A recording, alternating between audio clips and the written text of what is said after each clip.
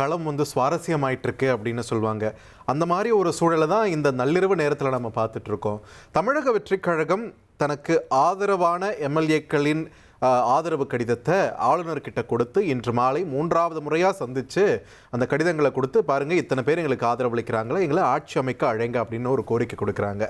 மொத்தம் 117ன்னு எடுத்துக்கலாம். ஏன்னா இப்போ நமக்கு கிடைச்சிருக்கக்கூடிய தகவல் படி அமமுக தரப்பிலிருந்து அந்த எம்எல்ஏ காமராஜ் அவர்களோட ஆதரவு கடிதமும் சமர்ப்பிக்கப்பட்டிருக்கு. வாட்ஸ்அப் மூலமாக அது அனுப்பப்பட்டிருக்கிறது. அதன் பிறகுதான் நமக்கு களம் இன்னும் சுவாரஸ்யமாகுது. திடீர்னு அமமுக பொதுச் செயலாளர் டிடிவி தினகரன் வராரு. என் கட்சிக்காரர் வந்து எப்படி ஆதரவு கடிதம் கொடுத்தாருன்னு எனக்கு தெரியல, அவரை என்னால் காண்டாக்ட் பண்ண முடியல. ஒன்று குதிரை பேரம் நடந்து என்னோட கட்சிக்காரரை என்னோட எம்எல்ஏவை விலைக்கு வாங்கிட்டாங்க, இல்லை அது ஃபோர்ஜரி பண்ணப்பட்ட கடிதம் அப்படின்னு ஒரு குற்றச்சாட்டை முன் வச்சார். ஒரு 2-3 மணி நேரம் கழித்து சம்பந்தப்பட்ட அந்த எம்எல்ஏ காமராஜ் ஆளுநர் மாளிகைக்கு வராரு.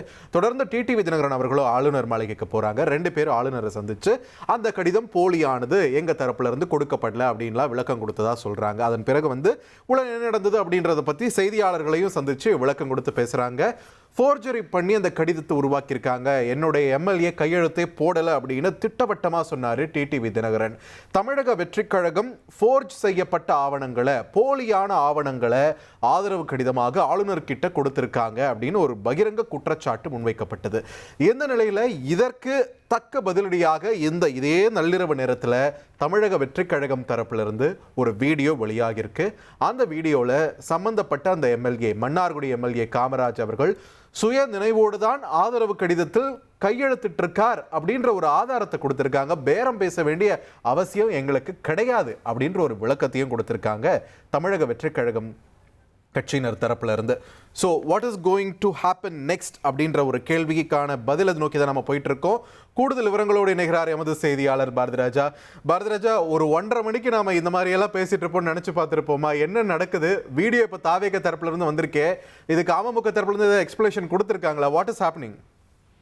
கண்டிப்பாக அமமுக தரப்புல பெரிய டெவலப்மெண்டா தான் இதை பார்க்கணும். ஏன்னா இந்த வீடியோ வந்து ரிலீஸ் ஆனது எப்பன்னு பாத்தீங்கன்னா, அம்மா மக்கள் முன்னேற்ற கழகத்தின் பொதுச் செயலாளர் டிடிவி தினகரன் மற்றும் இந்த வீடியோல இருக்கிறதா சொல்லப்படக்கூடிய காமராஜ் 2 பேரும் ஆளுநர் மாளிகையில போய் ஆளுநரை சந்தித்து அங்கு ஆளுநர் மாளிகையில கொடுக்கப்பட்டிருக்கும் கடிதம் போலியானது அப்படின்னு சொன்னது மட்டும் இல்லாம, அந்த போலியான கடிதம் கொடுத்தவர்கள் நடவடிக்கை எடுக்கணும் அப்படின்னு சொல்லி இப்ப கிண்டி காவல் நிலையத்துல புகார் அளிச்சாங்க. புகார் அளித்து விட்டு காவல் நிலையத்திலிருந்து புறப்பட்ட சில நிமிடங்கள்ல இந்த வீடியோ வருது. இந்த புகார் அளிக்கப்பட்ட சில நிமிடங்கள்ல இந்த வீடியோ, அதுவும் தாவேகா தரப்புல இருந்து வெளியிடப்பட்டதா சொல்லி தற்போது வந்திருக்கு. அதுல காமராஜ் அவர்கள் சுயநினைவோட தாவேகாவுக்கு, அதுவும் குறிப்பா இன்னொரு வார்த்தையை இதுல சேர்க்கணும், அவருடைய அந்த அம்மா மக்கள் முன்னேற்ற கழகத்தின் பொதுச் செயலாளர் டிடிவி தினகரன் அவர்களின் ஒப்புதலோட இந்த கடிதத்தில் அவர் தாவேகாவுக்கு ஆதரவளிப்பதாக குறிப்பிடப்பட்டு அதில் கையெழுத்திருக்கிறார். அது தொடர்பான வீடியோ தான்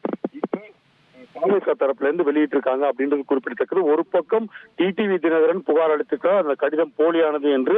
மறுபக்கம் ஆளுநரிடமும் அந்த கடிதம் கொடுத்தவர்கள் மேல நடவடிக்கை எடுக்கணும் அப்படின்னு சொல்லி அங்கேயும் சொல்லியிருக்காரு.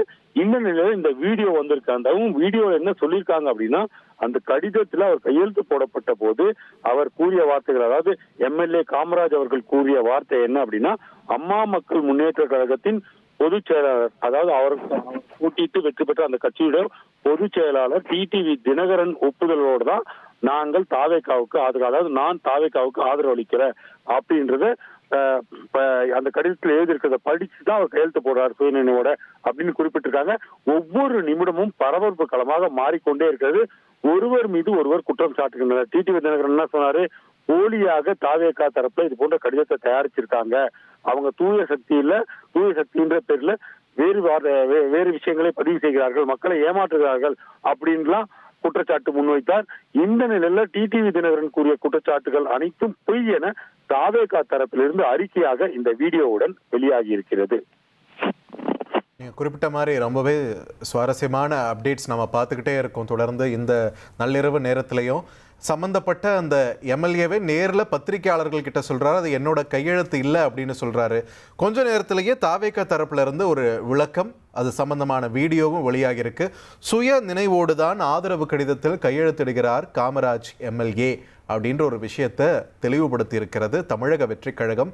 ஸோ இதுக்கு அமமுக தரப்புல இருந்து என்ன ரெஸ்பான்ஸ் வரப்போகுது, என்ன பதில் வரப்போகுது, இது எப்படி எதிர்கொள்ள போறாங்க அப்படின்ற கியூரியாசிட்டியும் அதிகமாயிருக்கு தற்பொழுது களத்தில் அப்படின்றத நம்மளால பார்க்க முடியுது.